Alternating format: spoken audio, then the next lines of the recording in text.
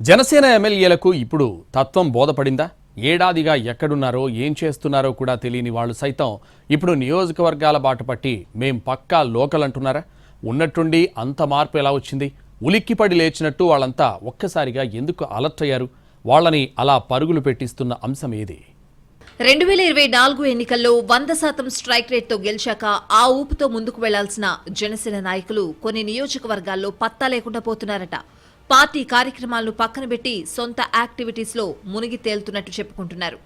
ప్రజలతో సంబంధం లేకుండా, ప్రజలు తిరగకుండా కేవలం వ్యక్తిగత ప్రయోజనాల మీదే దృష్టి పెట్టారట కొందరు పార్టీ ప్రజాప్రతినిధులు.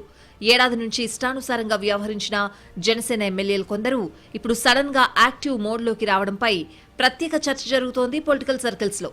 పాత తీరు పద్ధతిని మార్చుకుంటున్నారట. వాళ్లలా ఉలిక్కిపడి లేచి పరుగులు పెట్టడం వెనుక బలమైన కారణాలే ఉన్నాయంటున్నారు పరిశీలకులు.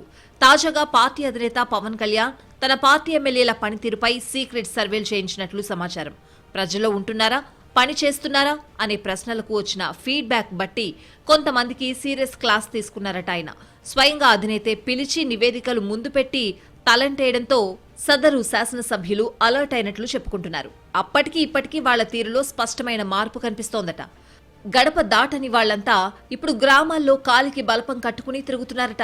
అధికారులతో సమావేశాల్ని కూడా పెంచేసినట్టు తెలుస్తోంది. మరోవైపు నియోజకవర్గాల్లో టీడీపీ నేతల స్పీడ్ ను చూస్తున్న జనసేన ఎమ్మెల్యేలు మేం తక్కువేం కాదు, ఇక నుంచి చూసుకోండి అన్నట్టుగా దూకుడు పెంచారట.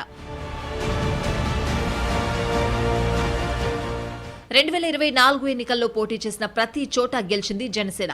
ఆ ఊపు ఉత్సాహంతో ఇంకేముంది, పార్టీ బేస్ రూరల్ నుంచి అర్బన్ దాకా స్ట్రాంగ్ అవుతుందని అనుకున్నారు అంతా. కానీ కొందరు ఎమ్మెల్యేల వంకర బుద్ధితో పార్టీకి చెడ్డ పేరొస్తోందన్న నివేదికలందాయట అధిష్టానానికి. ఆ తర్వాత పవన్ రిపోర్ట్స్ తెప్పించుకుని మరీ క్లాస్ పీకడంతో మార్పు వచ్చిందని అంటున్నారు. తాను క్లాసులు తీసుకున్నప్పటికీ తాజా పరిస్థితుల్ని బేరీజు వేసుకుని డిప్యూటీ సీఎం కూడా సంతృప్తి వ్యక్తం చేస్తున్నట్టు సమాచారం. ముఖ్యంగా తిరుపతి ఎమ్మెల్యే ఆరణి శ్రీనివాసులు కుటుంబ రాజకీయం చేస్తున్నారన్న నివేదికలతో ఆయనకు గట్టిగానే క్లాస్ పడిందట. వెంటనే యాక్టివ్ అయిన ఆరణి నియోజకవర్గంలో చురుగ్గా మారినట్టు చెప్పుకుంటున్నారు. అలాగే తాడేపల్లిగూడెం ఎమ్మెల్యే బొలిశెట్టి శ్రీనివాస్ గతంలో వివాదాలకి కేంద్రంగా ఉన్నప్పటికీ ఇప్పుడు టీడీపీ నేతలతో డిన్నర్ మీటింగ్స్ పెట్టుకుని మరీ కలిసిపోదాం రండి అంటున్నారట. ఇక కొణతల రామకృష్ణ, మండలి బుద్ధప్రసాద్, నెల్లిమర్ల ఎమ్మెల్యే లోకం మాధవి లాంటి వారు కూడా ఇప్పుడు నియోజకవర్గాల్లో అందుబాటులో ఉంటూ అందరితో కలిసిపోయేలా పార్టీ ఒత్తిడి పెంచిందట.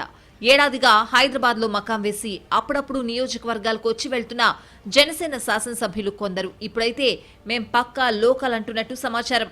మొత్తం మీద ఆయన ఏం చెప్పారో గానీ అధినేత వార్నింగ్స్ పార్టీ ఎమ్మెల్యేల మీద గట్టిగానే ప్రభావం చూపాయి అన్నది జనసేన వర్గాల మాట.